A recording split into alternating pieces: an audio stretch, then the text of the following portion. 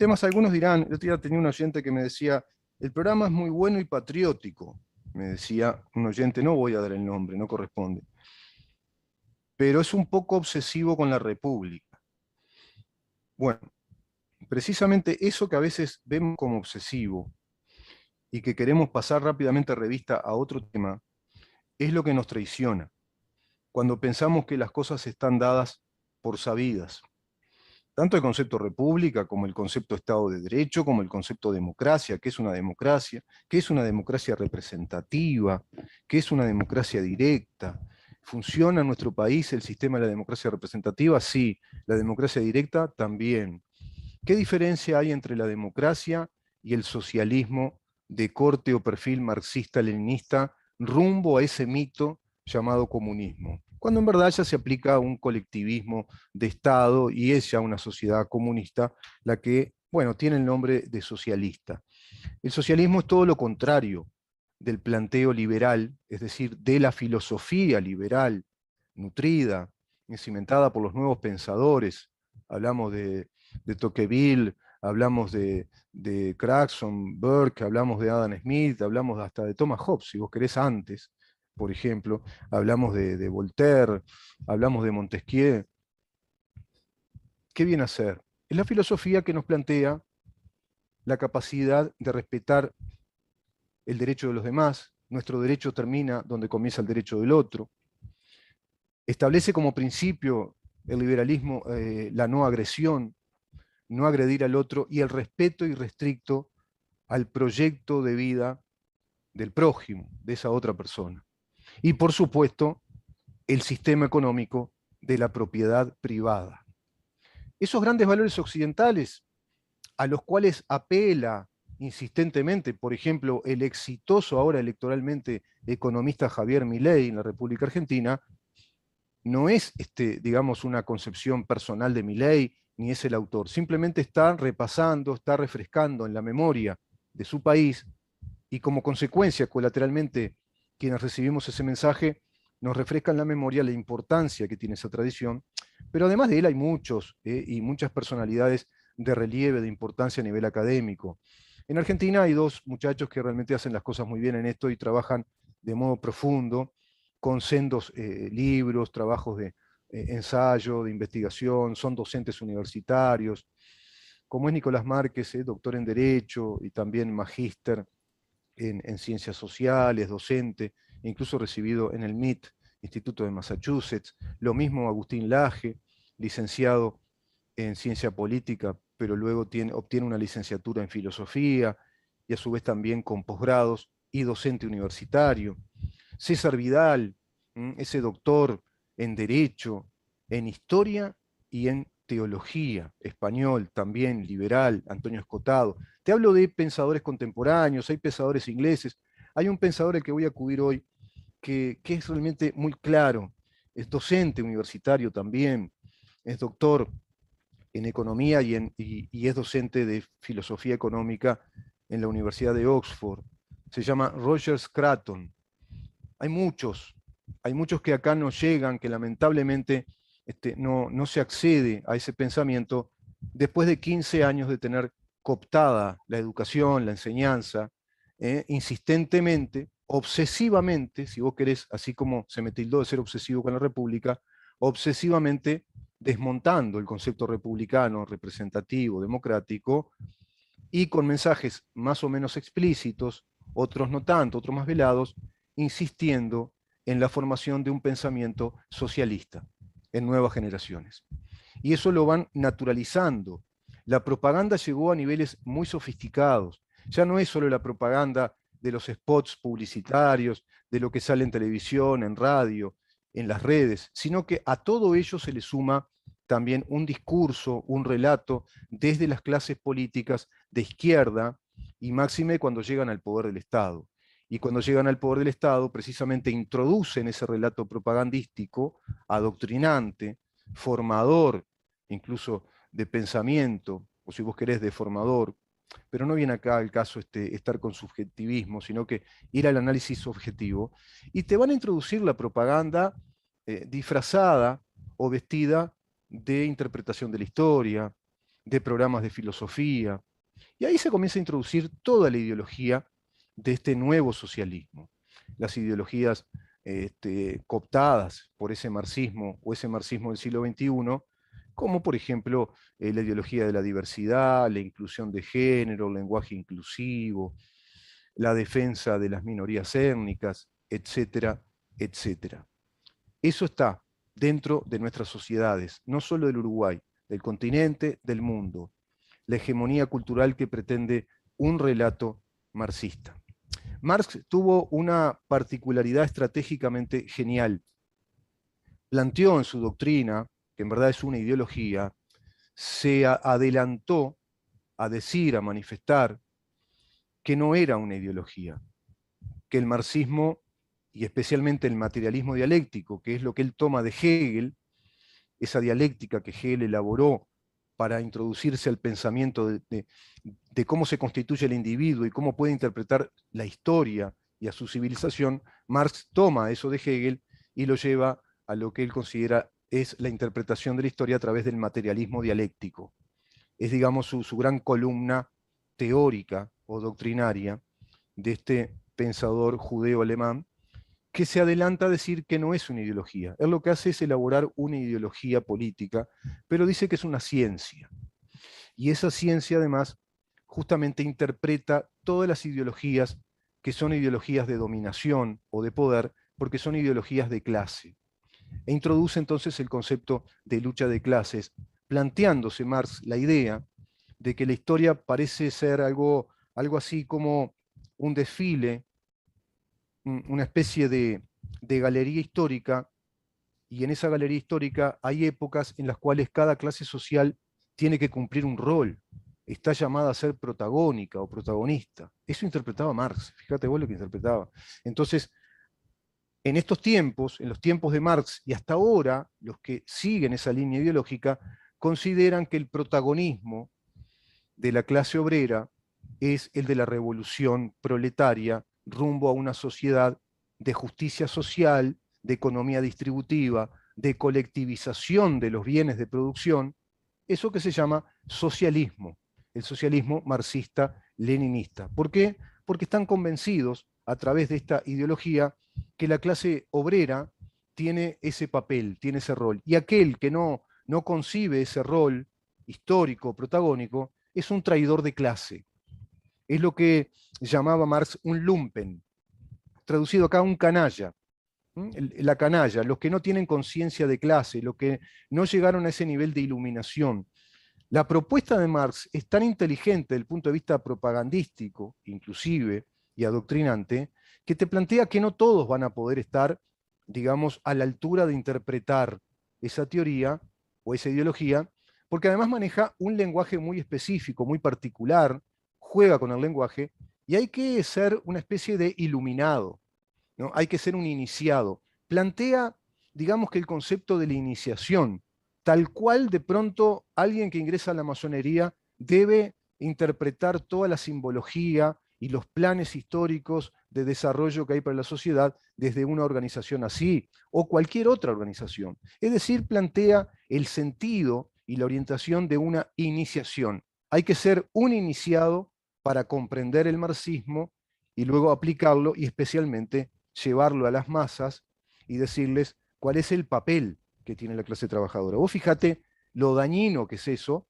que hasta el día de hoy tenemos multitudes en toda Latinoamérica, precisamente cobijadas por esa ideología, trabajando para esa ideología, enfervorizadas con esa ideología, hoy por hoy ya muy sutilizada a través de lo que se considera es el neomarxismo, después de los planteos de Antonio Gramsci, entre otros, como Althusser, como Foucault, que plantean que hay que llevar todo este discurso, este relato, hacia los estamentos culturales de la sociedad capitalista. El marxismo no concibe instituciones como parlamento, como tribunales, como separación de poderes, poder ejecutivo, legislativo, judicial. No concibe, por ejemplo, que el derecho sea aplicable por igual para todos. No concibe iglesias, capillas, sinagogas, mezquitas, escuelas, centros de formación profesional, organizaciones privadas que se dediquen a la caridad, por ejemplo, o a la beneficencia. No concibe clubes, grupos similares a los clubes, instituciones deportivas, los scouts, por ejemplo, grupos de exploradores, ¿verdad? Torneos populares, como por ejemplo los torneos de fútbol, equipos de fútbol, bandas de música, teatros, grupos teatrales, coros, grupos filatélicos. No los concibe esta ideología. En resumidas cuentas, todas las maneras que tienen las personas de asociarse, dice acá Roger Scruton, y a través de esas maneras de asociarse, que tienen que ver con impulsos individuales, con sueños individuales, con necesidades individuales, son la posibilidad de crear.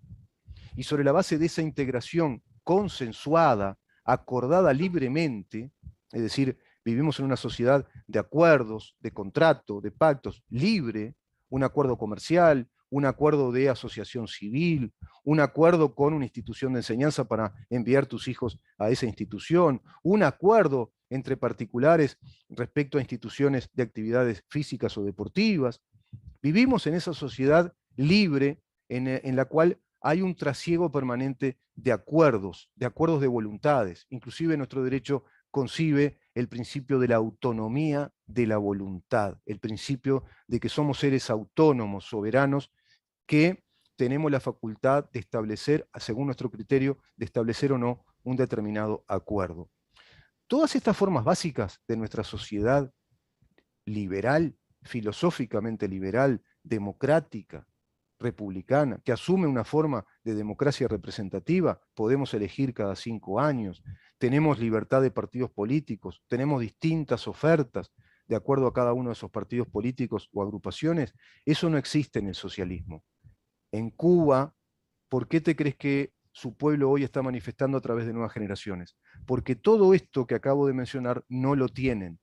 Fue robado, se lo robaron históricamente y por más de 62 años, incluso tras cartón de una dictadura previa de derecha corrupta como la de Fulgencio Batista. El pueblo cubano, por ejemplo, no ha tenido la posibilidad de vivir en libertad, en democracia. No tiene la posibilidad de vivir la heredad de Occidente. Es un país que no ha podido vivir las virtudes, los valores occidentales de una democracia, de la libertad de asociarse, de la libertad de hacer contratos, de tener propiedad privada, de pensar libremente, y por lo tanto no tienen, por ejemplo, un periodismo libre, no tienen libertad de expresión. ¿Por qué? Porque son víctimas de una ideología que se planteó desde la época de Marx como una teoría científica o una ciencia que interpreta a las malvadas ideologías de las clases dominantes, la burguesía, por ejemplo. Fíjate vos lo venenoso que es todo esto, y se plantea entonces, para estructurar este relato, se plantea el propio Marx, ayudado por Engels, ¿no? Engels lo ayuda muchísimo, porque Marx era en verdad un alcohólico, muy afecto a los prostíbulos, hay mucha bibliografía al respecto, fue un mal estudiante en facultad, su padre lo tiene que sacar de la Universidad de Berlín, quería que fuera abogado y no, era vago, no estaba nunca en esa carrera, y bueno, hace una especie de carrera general en esa época de menor jerarquía, que era formación en las filosofías y algo por el estilo. No se recibe de jurisconsulto y obtiene ahí un título como filósofo, ¿no? En esa época no era el título académico que hoy conocemos en las facultades de humanidades. Ese Marx, díscolo, que tiene varios hijos, que llevó una vida totalmente burguesa, pero incluso de una bohemia y muy desprolija, bueno, se va a asociar a un magnate de la época, un gran empresario, que era Engels, precisamente, quien tampoco llevó una vida muy proletaria, y estructuraron esta ideología a través de lo que se concibió después por varios teóricos como la neolengua marxista. Crearon una forma de hablar y de interpretar la realidad. La neolengua marxista. Eso que Orwell explica muy bien a modo de una ucronía o una suerte de novela muy dramática con 1984. La neolengua percibe el mundo en términos de poder. La neolengua marxista percibe la historia de la humanidad en términos de poder y de lucha de clases por ese poder, y fomenta esa idea según la cual todas las asociaciones que no están controladas por líderes adecuados, Fidel Castro en Cuba, por ejemplo, el Che Guevara, por ejemplo, que salió en arremetida a implantar este modelo ideológico, bueno, responden en puridad a todos estos principios del marxismo como una ideología, pero que a su vez se viste y se presenta ante los incautos o desprevenidos como la ciencia de la interpretación de la historia y de la economía, como la manera científica de filosofar y de pensar. Fíjate vos a qué extremo de hipocresía y de fanfarria llega esta ideología. Y pretende desacreditar a las teorías científicas, por ejemplo, de la economía de mercado, los análisis matemáticos, aritméticos, la sociología, las ciencias políticas, la jurisprudencia, ¿no? Como ciencia. La ciencia del derecho es una ciencia en rigor de las más duras dentro de las ciencias sociales. Todo eso es desacreditado por Marx. Dice que eso no sirve para nada. De ahí que no nos tiene que sorprender cuando vamos sabiendo esto, que alguien como Mujica te diga lo político está por encima de lo jurídico. Es una forma muy frívola y berreta de estar parafraseando o trayendo a modo de eco estos principios marxistas.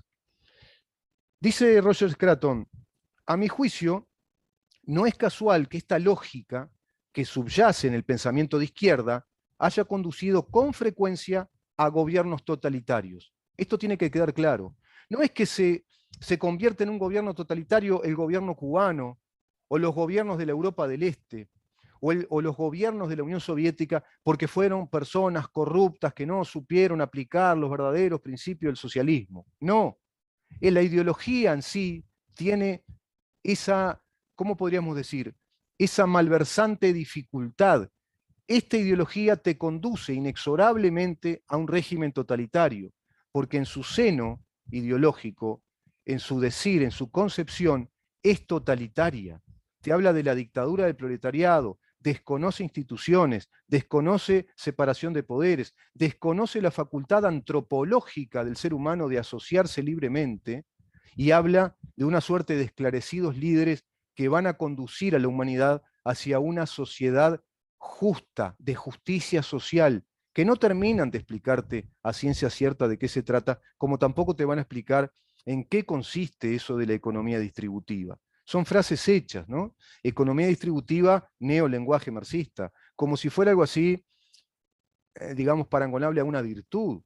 Economía distributiva, podés tener cantidad, miles de ejemplos de una economía distributiva según las reglas del mercado y cómo se va dando esa distribución de la economía según los vaivenes, la dinámica del mercado, que además el mercado no es una estructura, es un funcionamiento de la economía a través de la libre asociación y la libertad de ofrecer y de demandar, de la oferta y la demanda.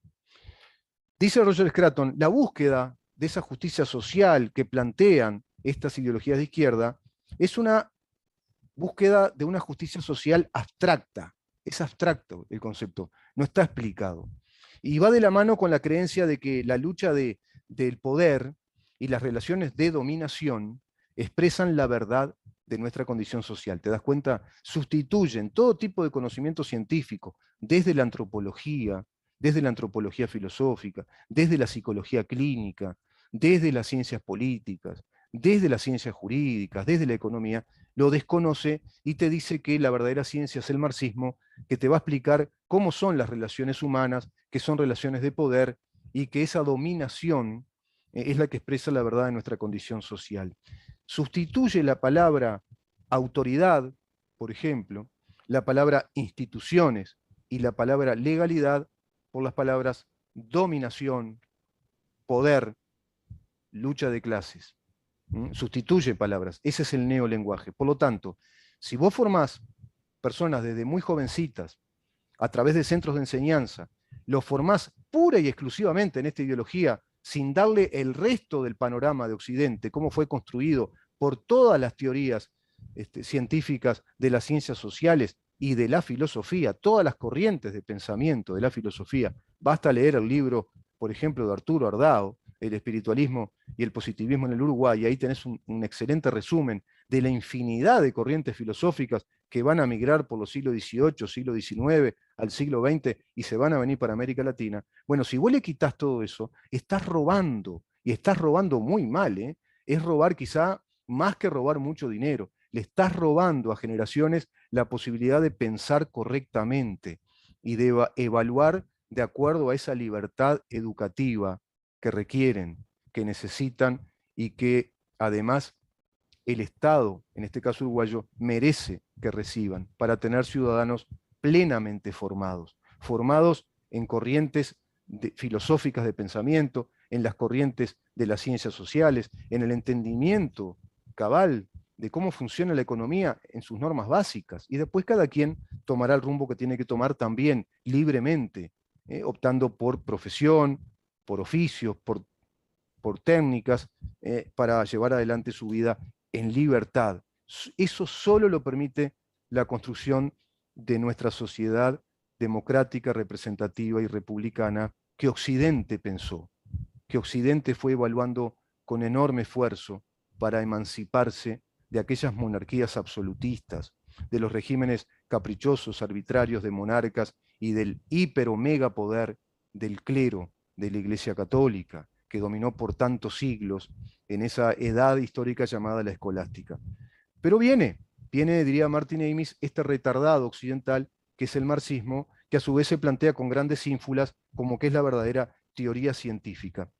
Yo creo que valía la pena repasar del punto de vista filosófico, disculpen si me puse muy filosófico, pero acá está la médula de todo lo que ustedes después ven, el abrazo ahora por delante de la arena, con esa fanfarria, esa estupidez justificando no sé qué cosa, los grupos que quieren licuar el clamor del pueblo cubano por libertad, la penuria y el terror del pueblo cubano por libertad, porque otros grupos organizados salen a manifestar lo contrario, como para que se perciba internacionalmente que el tema está dividido, y entonces licúan todo eso, siempre defendiendo la revolución que proviene de esta ideología que te roba el pensamiento, que te roba la capacidad de interpretar realmente la historia a través de todas sus corrientes de pensamiento. Me parece que era interesante en esta editorial plantearles esto, y da para mucho más. Hay muchas cosas para ir compartiendo, seguro que en la semana podemos compartir algo más de este fantástico libro de Roger Scruton que se llama El pensamiento de la nueva izquierda. Así se llama este libro, El pensamiento de la nueva izquierda de Roger Scruton. Mañana vamos a tener un gran programa. Mira, precisamente vamos a empezar a hablar de economía con el economista Jorge Caumont. De pronto podemos hacer una introducción, si vos querés, conceptual, que él nos explique qué es la economía de mercado, en líneas generales cómo funciona, y después vamos a temas específicos. ¿Cómo está hoy el tipo de cambio en el Uruguay? ¿Qué va a pasar con el tipo de cambio hacia fin de año, que se vienen las fiestas? Y estaremos todos ya pendientes, supongo que todos estarán pendientes de cómo viene ese rendimiento. Subió otra vez el dólar, está a 44, por ejemplo. Vamos a hablar con Caumont de este tema. Y después vamos a hablar con un representante también, ingeniero agrónomo científico del Instituto Nacional de Investigación Agropecuaria, respecto a un tema también enorme, que es un desafío para la economía de estos tiempos a nivel planetario, el medio ambiente, el compromiso con el medio ambiente, los métodos, las metodologías y tecnologías de producción, de productividad, que sean amigables con el medio ambiente. Así que mañana no te lo pierdas, este programa a partir de las 10 de la mañana. Agradezco un montón de amigos. Tenemos Club de Fans ya en Facebook. Mañana lo voy a dar. Tenemos un montón de amigos que nos están escribiendo, pero desde el Facebook. Le agradezco a todos. El programa es cortito, de lunes a miércoles. Disculpen que de pronto no le dé luz pública acá en el programa a lo que me envían. Muchos mensajes de cariños y un club de fans tenemos que realmente nos honra, que nos está siguiendo porque se siente representado por este programa que se llama ¿En dónde estamos? Mañana a partir de las 10 de la mañana por CX30 seguiremos preguntando ¿en dónde estamos? Chau.